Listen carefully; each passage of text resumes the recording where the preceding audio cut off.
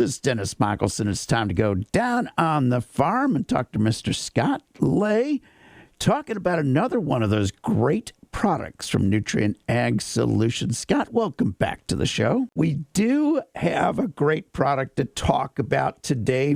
That is TERRAMAR. Tell us a little bit about why this should be in our game plan this year. TERRAMAR has been on the market now in the Midwest, row crops for 3 seasons.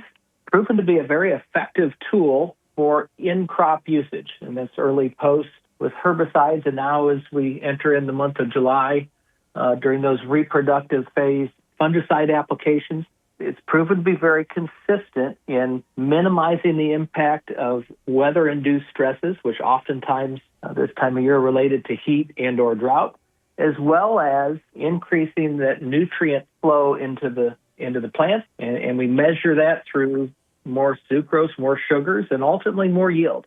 It's proven to be a very consistent performing product. We've already had to deal with a different sort of stress on the plants, and that is we had a little bit of too much rain in some areas.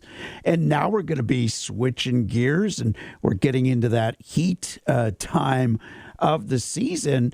And it really pays to be taking that extra care, because every time that plant is in stress, it seems like that's when we're going to lose our yield. That's absolutely right, Dennis. And, yields aren't made during the daytime. They're protected at night, particularly as those temperatures rise. There's less photosynthesis. There's more respiration dedicated to that plant surviving. It's a shortened grain fill as weather circumstances present themselves. So anything we can do to create a more desirable environment for that plant, lower the canopy temperatures, increase the amount of photosynthesis, increase the amount of sugars, all translates to greater yield potential when that combine rolls through the field in the fall. And like a lot of your products, this is the thing that I'm really excited about with TERRAMAR too.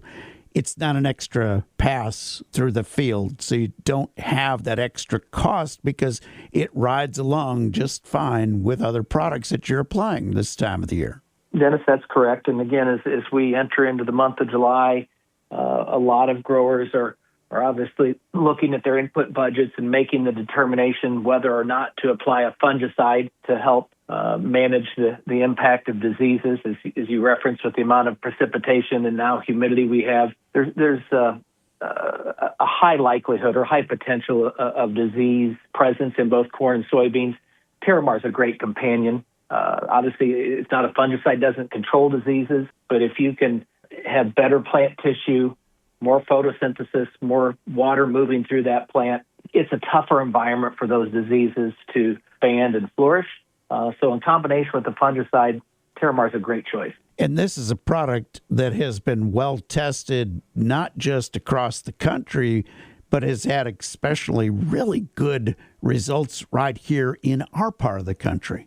That's correct, Dennis. This season alone, again, as I referenced, this will be actually the 4th season in row crops. We'll probably approach somewhere in the range of 4 million acres treated across the Midwest. If you were to draw a line on the map, really from Ohio in the east to Iowa, Minnesota, Nebraska in the west, that's the lion's share of where the acres where it's been applied. As time has went on, it's continued to grow in popularity because of its consistency, because of its ability to deliver a positive yield impact year after year. And how is the TERRAMAR product working out there in the fields? What are the differences that we notice?